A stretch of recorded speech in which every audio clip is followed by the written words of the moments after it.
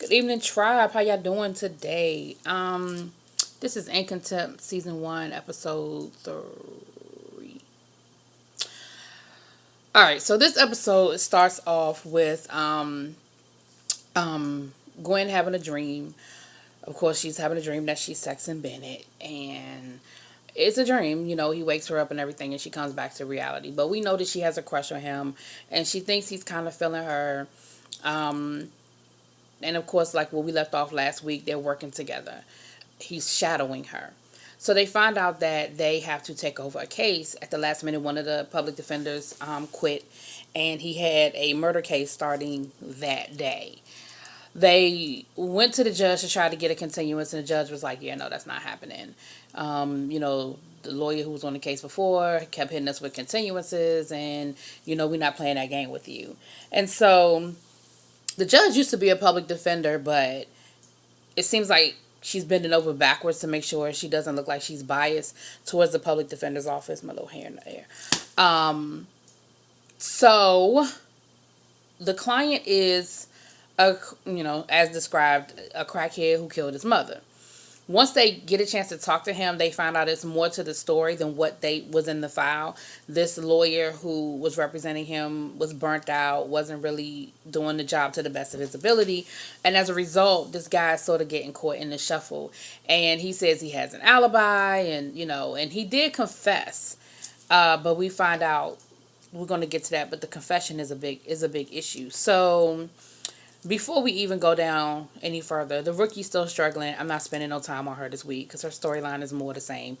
They still trying to teach her the ropes. She's still trying to do what they taught her in law school, not understanding that what they tell you in the classroom and what happens in reality ain't always the same thing. So I ain't spending a whole lot of time on her. And she's in love with Bennett. But we saw that last week as well. We know that Gwen is unorthodox, and so she tried to get in an expert. What happened with the confession is that this guy was with the police for 19 hours straight. They didn't let him leave. I'm sure they did the whole no food, no drink, no bathroom thing. The police are allowed to lie to you in an interrogation, and they did. They told him that his shoes were a perfect match to the blood they found. Not true. That he failed the polygraph. Not true. Something else they lied to him about. And then, of course, he kept telling them he had an alibi. They never went and looked for one. They never went to look for this woman that he said he was with. And come to find out, he really was with this woman. She's, a stripper, a crackhead like him. And they were getting high together. And she actually showed up to testify. But unfortunately, because the first lawyer didn't do his due diligence and let the court know that they had this witness, the judge wouldn't allow her testimony to count. And so Gwen is like, you're tying my hands at every turn. Like, you made me go, because they asked for a continuance because they were like, Judge, we just got this case. The judge was like, nope. Then they asked if they could bring in an expert witness to testify about interrogations and how it affects the psyche and why people would confess to something they didn't do. The judge was like, nope. Then they tried to get this alibi witness in. The judge was like, nope. And so Gwen is really struggling because every time she's getting ready to lose a case, it's like the ghost of a former client haunts her. And she tells the story. It's a guy who was a Golden Gloves champ, and basically he was railroaded and was convicted to 25 years for a crime he didn't commit. And so every time she feels like she has a client that's getting screwed by the system and she feels like she's going to lose the case, it's that person, I think his name was Frank, that haunts her. And so you see her struggling with that, like, this is just, I can't get my foot in the door. So again, the whole Law and Order Jack McCoy thing comes in. She goes to the judge and she makes a motion to simulate the confession, to simulate that interrogation. A lot of us, myself included, we hear about people who confess to crimes. And then we say, well, if they didn't do it, why would they confess? I would never confess to something I didn't do. Why would I confess to murder? Why would I confess to robbery? Why would I confess to rape if I didn't do it? And I think about the Central Park Five, and if you don't know who they are, Google them. But these were young men who were subjected to ridiculous interrogation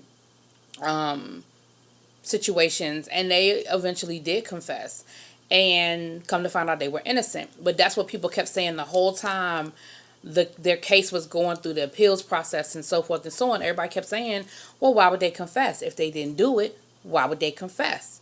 And again, I've been guilty of that. I've said, well, if they didn't do it, why would they confess? And she said the same thing. She was like, these jurors are not going to understand why this man would confess to killing his mother of all people if he didn't really do it. And so she went to the judge and she said, Judge, I need to simulate that 19 hours that he was being held without being able to let go, without food, drink, water, whatever, and being hounded with all these lies.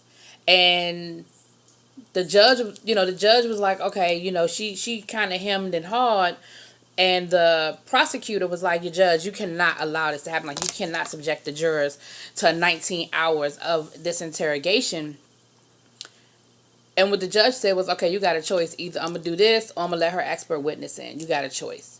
So they let her do it. And I loved it because I think that was a valid way of making people understand why would you confess to something you didn't do. So these jurors had to sit in that courtroom and watch the interrogation in its entirety. And it showed them, after 2 hours, after 5 hours, after 10 hours.